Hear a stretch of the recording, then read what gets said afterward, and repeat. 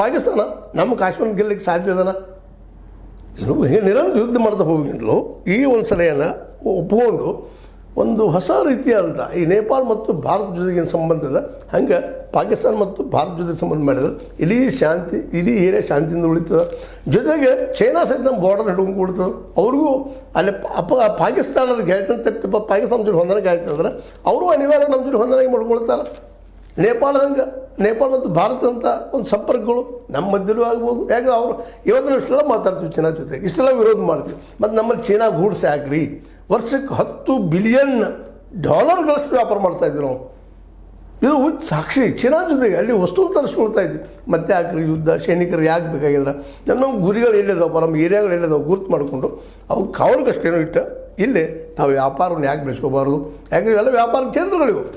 ಅದರಲ್ಲೂ ಕಾಶ್ಮೀರ ಪ್ರವಾಸೋದ್ಯಮಕ್ಕೆ ಸ್ವಿಟ್ಜರ್ಲ್ಯಾಂಡ್ದಷ್ಟ ಒಂದು ಸುಂದರವಾದ ಪ್ರದೇಶ ಯಾಕೆ ಬರಬಾರ್ದು ಅನ್ನೋದನ್ನು ನಾವೆಲ್ಲರೂ ಇವತ್ತು ವಿಚಾರ ಮಾಡಬೇಕು. ಕಾಂಗ್ರೆಸ್ಸಿಗರಾಗಿರ್ಬೋದು, BJPಗರಾಗಿರ್ಬೋದು, RSS ಅವರಾಗಿರ್ಬೋದು, ಅಥವಾ ಮುಸ್ಲಿಂ ಲೀಗದ ಯಾವುದೋ ಜನ ಆಗಿರ್ಬೋದು, ಇವತ್ತಿನ ಅಲ್ಲಿ ಇದ್ದಾರೆ ಅವರಾಗಿ ಉಗ್ರರಾಗಿರ್ಬೋದು, ಇವರೆಲ್ಲರೂ ಕೂಡಿ ಬದುಕುವಂಥ ಈ ಒಂದು ಹೊಸ ಒಂದು ಏನಪ್ಪ ಕನಸಿಗೆ ಯಾಕೆ ಎಂಬು ಕೊಡಬಾರ್ದು. ನಾವು ಕೂಡಿ ಬದುಕಬೇಕಾಗಿದೆ. ಕಾಶ್ಮೀರ ಬೇಕಾಗಿದೆ, ಕಾಶ್ಮೀರ ಇರಲಿ. ನಮಗೂ ಭಾರತಕ್ಕೂ ಕಾಶ್ಮೀರ ಬೇಕಾದ್ರೆ ನಮಗೂ ಇರಲಿ. ಅಲ್ಲಿ ಪಾಕಿಸ್ತಾನಕ್ಕೂ ಕಾಶ್ಮೀರ ಬೇಕಾದ್ರೆ ಅವ್ರಿಗೂ ಇರಲಿ. ಎಲ್ಲರೂ ಕೂಡ ನೆಮ್ಮದಿಯಿಂದ ಅಲ್ಲಿ ಉದ್ಯೋಗ ಬೆಳೆಸಿದ್ರೆ ಎಲ್ಲರೂ ನೆಮ್ಮದಿಯಿಂದ ಇರ್ಬೋದಲ್ಲ. ಕಾಶ್ಮೀರಿಗಳು, ಪಾಕಿಗಳು, ಭಾರತೀಯರು, ನೇಪಾಳಿಗಳು, ಚೈನಿಗರು ಇದೊಂದು ಯಾಕೆ ಕಲ್ಪನೆ ವಿಚಾರ ಮಾಡಬಾರ್ದು. ಈ ನೆಲೆಯಲ್ಲೇನ ಇವತ್ತು ಟ್ರಂಪ್ ಅವರಿಗೆ ನೋಬೆಲ್ ಬಹುಮಾನ ಕೊಡ್ರಿ ಅಂತ ಹೇಳೋಷ್ಟು ಮಟ್ಟಿಗೆ ಅಲ್ಲಿಯ ಅವರ ರಾಜಕೀಯ ಕಾರ್ಯಕರ್ತರಾದ ಲಾರಾ ರೋಮರ್ಸ್ ತಮ್ಮ ಎಕ್ಸ್ನಲ್ಲಿ ಬರ್ಕೋತಾ ಇದ್ದಾರೆ.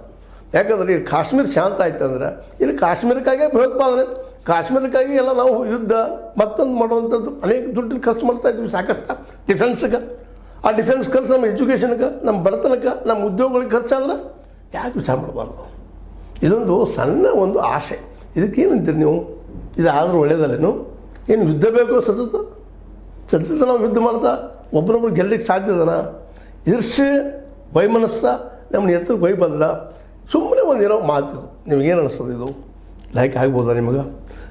ಲೈಕ್ ಮಾಡಿ, ಶೇರ್ ಮಾಡಿರಿ, ಕಮೆಂಟ್ ಮಾಡಿ. ಜೊತೆಗೆ ಸಬ್ಸ್ಕ್ರೈಬ್ ಆಗೋದು ನಿಲ್ಲಿಸ್ಲಿಕ್ಕೆ ಹೋಗ್ಬೇಡ್ರಿ. S16 ನ್ಯೂಸ್ ಅರ್ಥಾತ್ ಸೀತಾರಾಮ್ ಇದು ಸತ್ಯದ ಕೈಗಳಲ್ಲಿ ವಂದನೆಗಳು.